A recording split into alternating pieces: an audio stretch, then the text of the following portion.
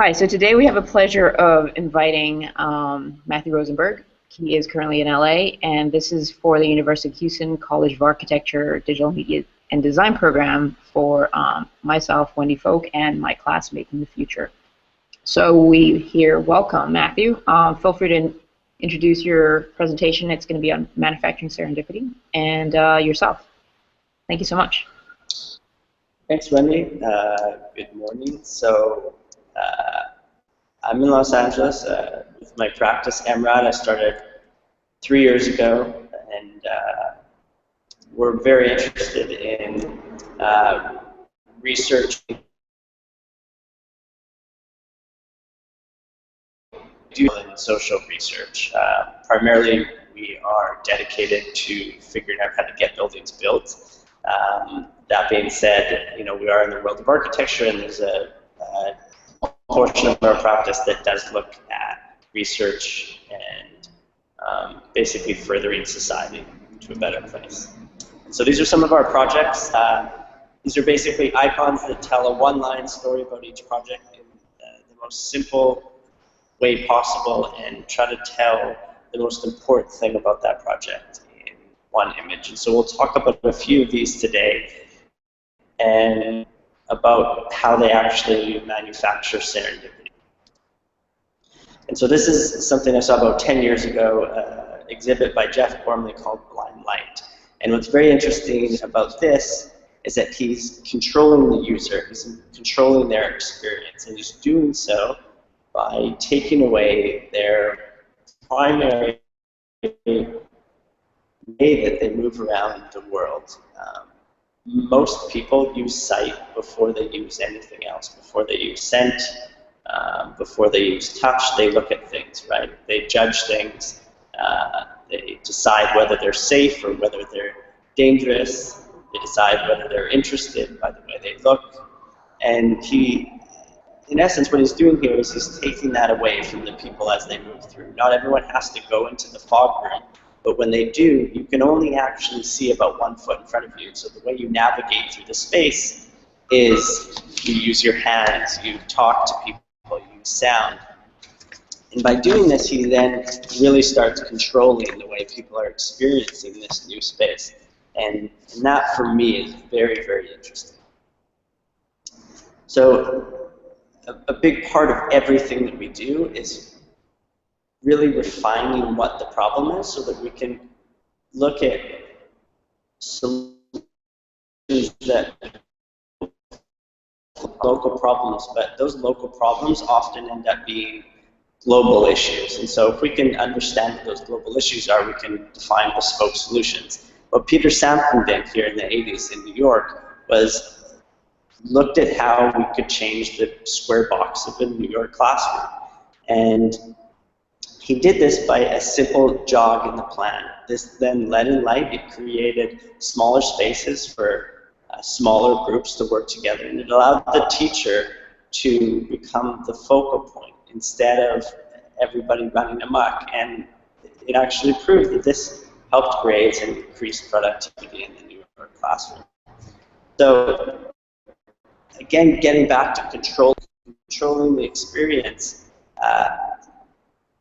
on the left side of the screen, you'll see actually this is a series by an artist who took photos of the guards that guarded Jeff Koons' sculptures. And it's really actually a shame that his pieces of works are displayed this way, mostly because we're lacking the touch. We can't touch, and these are very magical pieces, but we're all forced to stay so far away that the actual experience that it could be is really lost in the way that it's displayed and the way that he's not allowing anyone to touch it. So on the right, Jeff Koons really is the only one who gets to touch a Jeff Koons. It's not all his fault, right? He's been taught that this is how it should be done. And I'm not saying that every piece of artwork should be touched and should be played with, but by all means, Jeff Koons is creating these very playful pieces that could be much more experiential than than the Mona Lisa is. So I'm going to talk about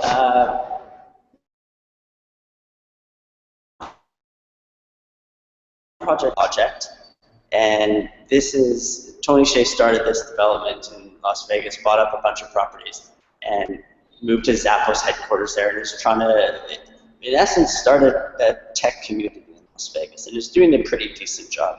And so they brought us on to develop a work-live tower, primarily for the Zappos community and all the new people who are moving there to start tech startups. And what they're interested in are what they call collisionable hours. And so when I started talking to them, which is actually a very interesting story, I went to a tech conference in Vegas, and at the end of the conference, I was waiting at a red light, started talking to a fellow who actually worked for the downtown project. We started talking, he started talking about collisionable hours, I started talking about manufacturing serendipity, and we realized that really we were talking about the same thing. And so by the time we got to the hotel, we had struck so many notes that what had actually happened was serendipity was manufactured by us coming to this tech conference.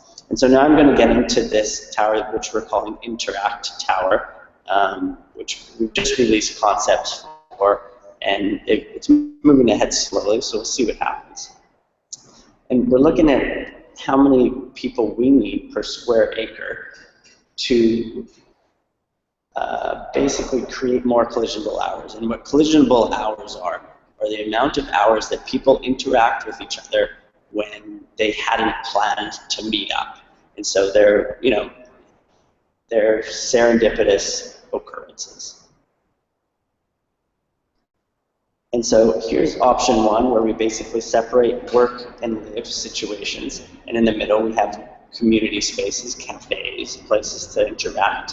And we keep them, the work tower and the live tower, are close enough so and increase the amount of time and occurrences that people are moving between spaces, because the more people move between spaces, the more they interact with each other. Okay, so we call this transitional space between the home and the office. And we sort of walk through what happens in a person's day, and we hope that they actually move between the towers more than once. So we came up with a second option, which I think is much more interesting, actually. It's combining the work and the live tower in one. Now, at its core, that sounds like a very normal idea that happens all the time. But what this situation does is when someone purchases or moves into their home unit, they actually also get a work unit. So their work unit and their home unit are a very certain distance apart from each other in order to get people to move from their home to their studio. And it makes it very easy for them to those two units. So again, we're looking at these transitional spaces and these internal interactors. So at our core here, we're really trying to strive for perpetual visual and physical connection to residents. So, looking at the essence of architecture, which is stairs, floors, doors, and adding one more element to this, which is the spiral staircase. So allowing people to start moving through this space much more frequently and ultimately creating more collisionable hours. So I'll go through a few more projects here very quickly that look at how this physical and visual interaction starts to change and hopefully starts to create these relationships between people when they weren't quite sure that that was going to happen. This is Miami. Looking at much smaller scale here. So we're doing the headquarters and training lab for Blue Bottle Coffee in San Francisco, looking at how we can actually start controlling and moving people through the space so that they can sit and rest while other people are moving through and getting their coffee. And hopefully at that moment when someone's sitting down waiting for their coffee, they start to interact in this little enclave through the bar. Looking at a much broader much bigger scale, much more dreamlike idea. We did this with Fast Company magazine, which is looking at what happens if San Francisco becomes its own self-governed nation, right? And so this is taking it sort of to the next level, but at some points we have to do that. I think it's quite funny now that they're actually starting to build the Hyperloop, because when we put this article out, there must have been 500 comments about how ridiculous it is. And by all means, these images are ridiculous. But that being said, a drone store just opened up. The truth to these images and to these ideas, that I think if we keep looking for the future and keep looking at ways that people can start interacting in different methods, the opportunity for more serendipitous moments is exponential. So this is what we do first when we start a project in order to hopefully get to that manufacturing of serendipity. Is we start with climate data. And what we do is we treat the climate as a conceptual driver for projects. And so what we did here is a casserole project in the Hollywood Hills, a residence where it's driven by the actual sun path. This is a project in Canada where the terrain actually derived the folding structure of the roof. Project in Gold Coast, Australia for a $320 million cultural precinct. We long listed for this against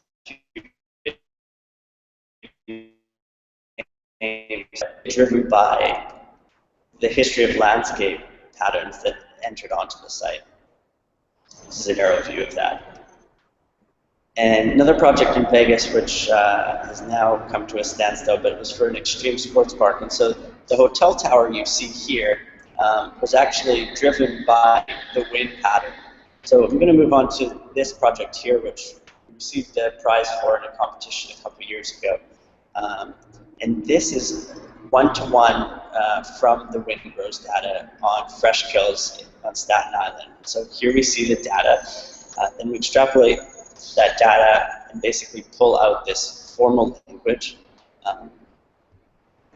And from that we push out, and so we take what we need from that data and make it as one-to-one as possible so that we can use the data to the best extent possible.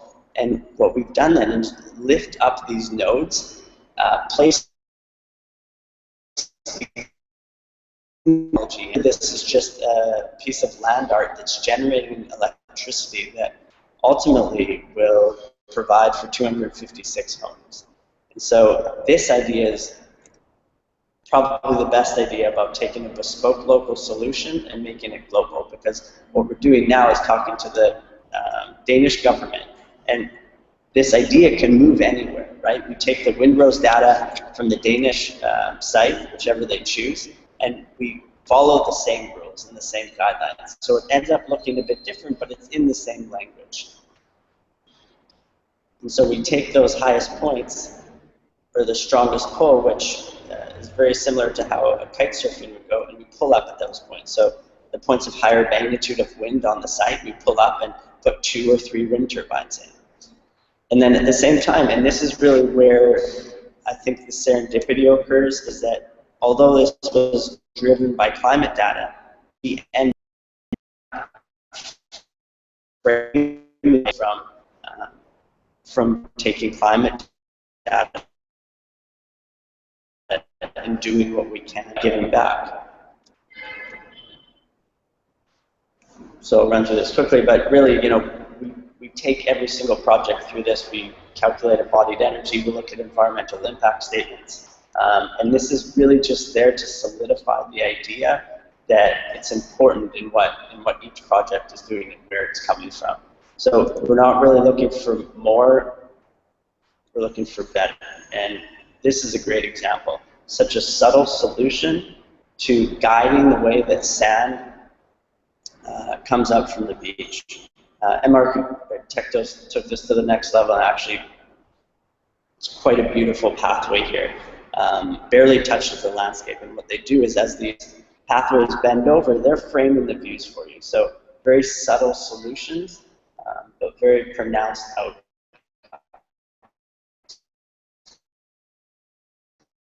again, it's controlling the user, right? So let's look at Pee-wee's Cherry. You know, it talks to you, it touches you, it hugs you. These things are very interesting for me because they're taking a person's experience and using touch, sight, scent, every element possible to pull them out of their everyday routine. And that is really the core of what I'm interested in. How do we pull people out of their routine so that they can interact with other people in a way that they didn't see happening? So let's talk about the making of Serendipity in context of bench press. So we did this for the A&D Museum here in LA. What this bench does is compresses and releases, so you can leave your imprint on it for about 8 to 10 seconds, and it allows people to really engage with their, not only objects, but once these are placed around the city at bus terminals, it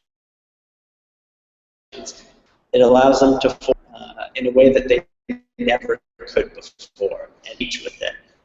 It becomes interesting, it becomes enormous, and it starts generating electricity for their phone, or it lights up the safety lights, or allows the audio warning signals to play just from them playing, sitting on the bench when they have to wait for 6 minutes. And so now the first model was purely just to have it work functionally.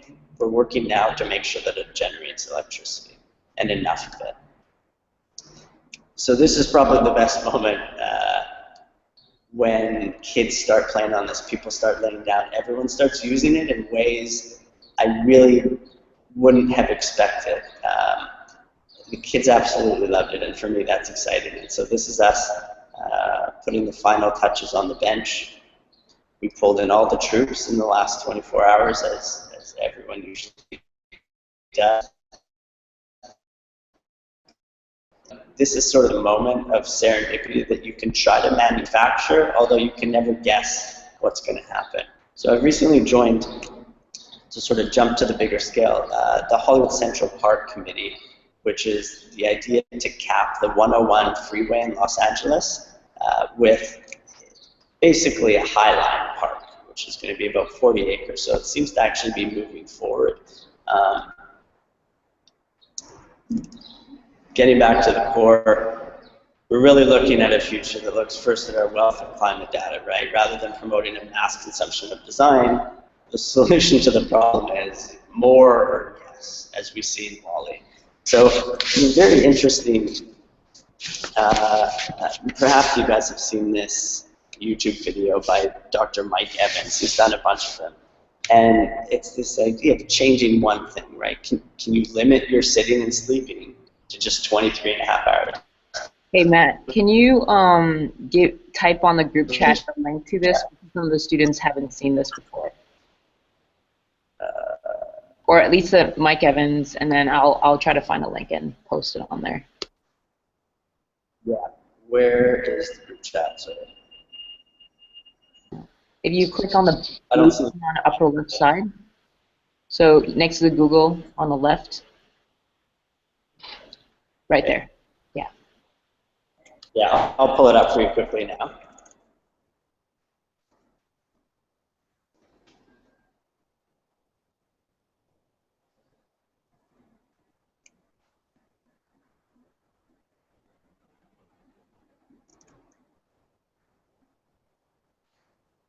Okay, so there's a bunch in there, and they're all pretty awesome. I would agree on that one. What's that? I said I would also agree. Some of them are hilarious. Dr. Professor, and I run a different Okay, kind of laboratory. Okay, so yeah, it's really about reframing the story and reframing how people perceive not only their physical environment, but the way that they move through it. Okay, so let's make sure we get away from the Wall-E type of hover chair. Focus more on what we have, creating opportunities for fortuity by gamifying our everyday, right? Let's make it fun. Let's allow people to get outside of their comfort zone a little bit, get outside of their routine, and from that, I think the benefit is going to be unbelievable. Thank you very much, guys. Thanks. I mean, we shouldn't clap yet because we're going to ask the students to ask you questions. I think this is like a great presentation, going from like large scale to small scale and kind of understanding where your process comes in. I think the last project that you showed is tremendously kind of helpful for how the students have different types of projects. Some of them are exploring kind of bespoke casting methods on like kind of innovating the new retail, so to speak, on how do you kind of 3D scan someone, or like how do you scan certain parts of your bodies and find bespoke ways of making things. One team is looking at how to look at prosthetics, but kind of looking into a different way of manufacturing it and kind of speeding up the process through more kind of mass customization. Another team actually, they pivoted their project and they're actually going into the drone sphere. So that's what we were giggling earlier in mute on your project on the Hyperloop. I think it's very relevant on kind of being able to envision futuristic scenarios and being kind of a forerunner on how do you see the future. And I think you as a candidate is great to kind of be able to kind of embrace all these different ways of thinking. I'm going to call out some of the students. Alicia or like Brian and you guys, or even Kevin, do you guys have any specific questions for Matt? Yeah, I see heads shaking. So I'm gonna mute myself, and whoever wants to pop into a screen, feel free to do so. Do you have yours on, or maybe you use Kevin's? So one student, Ryan, he is going to pop in and speak with you for a split second. I thought the bench was really interesting. Oh, this echo. Just wondering how it works. So I didn't hear that. How the bench works? Yeah, like how does it generate electricity?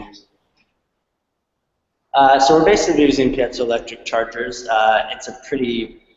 We're trying not to invent the technology too much, although change it enough so that it can at some point become patentable. Because unfortunately that's the way the world works, and patents are going to do architecture. Makes sense. But yeah, it's basically taking similar models of even those foot pads that generate electricity, but it's really just about compressing and releasing piezoelectric chargers so that the magnet, the coil goes to the magnet, and when it goes through, it creates, it allows electrons to jump, and therefore creating electricity. Does that answer your question? Yeah. Did you feel that some of this research was able to kind of expand into, like, I know it's only on a product scale, but do you feel like it's scalable in the sense that it allows you to explore it in a larger sense for the future projects that you pitch to kind of like developers and larger scale projects? You know what, I've always thought of it not so much in that sense, but more so in a mass marketable sense. So, and I think at one point I tried to pretend it wasn't, but it's definitely in our case. It wasn't cheap to make, took a lot of time, as the first one and second one and third one usually do. But ultimately, it's sort of a project of its own. I don't necessarily pitch it to clients. We go after large buildings, very expensive buildings. We're looking for investors that could take the bench on as its own company. I think that's a very interesting way of looking at it. And if kind of larger companies are able to take on the concept into a kind of a business model or workflow, do you have any suggestions for the other students here? I see some heads nodding in the back.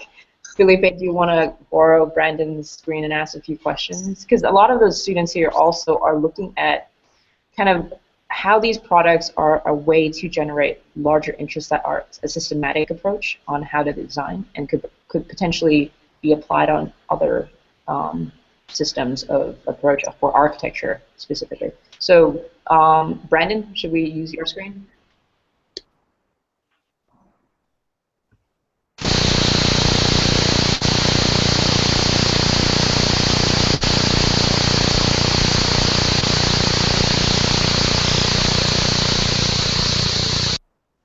Sorry, something's okay. Go ahead. I think there's something wrong with the speaker on that end, so I'm gonna have him move to his neighbor Alicia to do it so that it doesn't scare everyone with the Q&A. Okay, so Alicia, I'm gonna unvideo.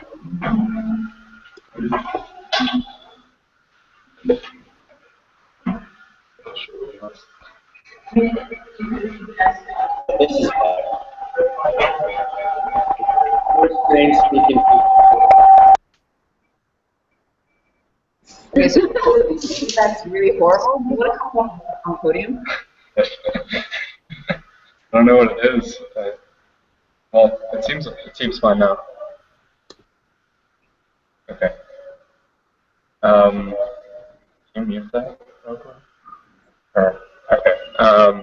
So we're working with prosthetic, and we're thinking about using the Connect to kind of use it as a way to customize a product so that everybody can kind of have access to mass customization. So from wherever they're at, they can kind of scan their desired part or limb and send it back to the company, and then the company can kind of base their design around their limb. So we kind of had an interest with that as far as like furniture, maybe like 3D scanning for some future purpose in architecture or in furniture. How do you see that kind of being a key role in production? Okay. Can you hear me? Yeah. Okay. I mean, it already exists. I hate to tell you, not in the way that you're doing it, but I actually went to the talk this night, and there's a big discussion about, you know, Frank Gehry discovering this digital project, right? And then at one point, Moss went into his office. Gehry, you know, scrunches up a piece of paper, throws it on the table, and all the computers pick it up and make it 3D. And so that's how they're, I mean, Zaha and Gehry and these, that's how they're making these buildings. Not scrunching up paper, but that's how they started. They started making models and making things in the real world and then figuring out how to get them in the computer. And they did so because that's what they needed to do, because they came from a time without computers where they worked with their hands and they worked in the physical world. And so it's an interesting time now because we're trying to go back. We're trying to go back to where they were and learn from the computer and learn from technology, start talking about it in a way that helps everyone understand the critical path that we have to get on. So yes, experimentation is good. I think what you guys are doing is very focused, which I commend you on, because a lot of people will just start scanning everything around them, which fine, we can all do that. There's no value in that anymore, I don't think. What you guys are doing is exciting because I think you're getting into the medical world, and anything that gets into the medical world is, of course, it's good for, you know, the human race. In terms of what it can give back to architecture, I don't think that matters. I think if you want to do architecture, do architecture. That's easy, you know. But what you guys are experimenting with is much more profound and diverse, and I think that's where architects and designers go. They design artificial limbs because we're already so diverse in what we're doing, but focus on that. Don't think that you have to make it architecture. Make it what it is and do architecture as well. I think that was great. Go ahead. Thanks. Do you have any other questions? No, that helped out. Appreciate it. No, I think that those are very good advice on that. I think a large part on what the team was curious on, and I'm definitely, you're going to be handpicked to be one of the midterm juries on the digital. I'm going to send the kind of profiles next week. They have a midterm, and the point was that the people presented would also get a taste of what they're doing, at least the digital PDF deck that they produce. And it's not really a prize. I guess it is a prize. They're all going to go to South by Southwest Interactive, and most of them will get a day pass. But it's like a winning team, so to speak. Sorry? Sounds like a prize to me. It sounds like a prize, right? Well, they're all going to go as a day pass. The winning team, so to speak, would get to go for the film fest also, because I got some gold passes. So I mean, they're crazy. I was able to get some. The organizers were really nice. So that being said, it's a lot of the teams are exploring different ways of playing with the scanner. And right now, good news, the dean just told me that we're going to actually get a laptop, so we're not going to be using a ghetto machine from Alicia to do it. And we're trying to. We got the version 2 of the Kinect. So a lot of it is kind of exploring data clouds, essentially. Of one guy that came in to explore this was a Houston-based company that scans all F1 race courses, including the one that Hani did in Abu Dhabi, and the Yas, or is it Abu Dhabi? I think it is Abu Dhabi. And then so what the idea was to kind of compare point cloud data in a more professional scan pixelation and kind of detail, and how that large scale could transfer to medium and smaller scale. So the teams kind of have different ways of exploring this technology. One, Brandon and actually Felipe's team, they were doing it in 123D scan, and like the catch, the one where that you actually take the photos and then you go like 360 and then export the file. That's one way of doing it. The next step, that from midterm onwards to the final, we're going to try to see if we could hook up the Kinect. Alicia already has it kind of quasi-working yesterday, which is actually very good already, because the graphics card wasn't strong enough to handle it, but at least it went to a certain step. And we're trying to develop something that could actually work so that you could transition room scanning or like body scanning. Other groups are doing like smaller scale objects and looking into kind of interactivity of how, I guess, Kevin, your group is more doing kind of object scale in terms of rings and like questioning how people could use a day-to-day like camera to purchase bespoke objects, I guess, online, right? Is it more of a digital platform, to my understanding, right? That people are going to purchase this on a digital platform. So I think the exploration is at this scale, we're trying to be kind of realistic on how far we could generate the discussion of object scale. I think architecture could potentially benefit from some of the innovation, at least in medical fields. I do agree that a lot of times, if it's architecture, I mean, in your sense, Matt, like, do you feel like architecture sometimes takes the technology a little bit slower than other fields, or has it been like that in your? It always takes the technology slower. Always. I mean, I think the reason is it's not necessarily a bad thing, but we're designers, and when if you're developing medical technology, you're working in quite a confined vacuum, okay? Unfortunately, buildings are in the world, right? And we haven't come close to defining every element that plays on those buildings, whether it be environment, whether it be community, whether it be the, the ever flow of neighborhoods and the way that people interact and the way they change. We've never caught up to that, so we can't define what any type of vacuum is in architecture. And so I think that's why it's slower. It's not anyone's fault per se. It's just that when you're using technology, it's specific text every other field and use it for something that it's not really meant for. That's what we're best at.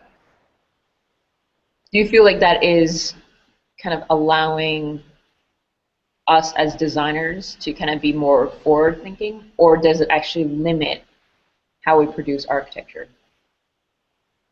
You know, I absolutely think it's a good thing. I think probably as architects we need a little more focus here and there, but we're constantly looking for the next best way to do something. What we're not really doing is trying to invent the next best thing to do something. So I think we could learn in that sense, in that we should have architecture startups developing technology for architects and for the built environment. And Guys. yeah, it's sort of starting to happen, but not really. Oh my goodness. You're That's kidding. a whole nother conversation. Yeah. No, but thank you very much for talking to us. Are there any other specific questions that you guys have that you want to ask Ryan, or perhaps you could can they contact you later on perhaps if they have any specific things? Definitely, each individual team we're gonna send you a deck to just gloss over once the midterm comes through, and it'll be really interesting to kind of get your feedback on them. We'll probably upload it onto a box, and then you could just type your comments in and be like, hey, this is great, or what about looking at this or that, and kind of inspiring each other on that. Any other specific? Yeah, I'd love to see what you guys are doing, and feel free to email me at any time. It's fine. Thank you so much. I'll give you a clap, even though it's digital clap. Thanks, everybody. Great. Thank you so much. We'll be in touch very soon. And that's great. Enjoy LA. Ciao.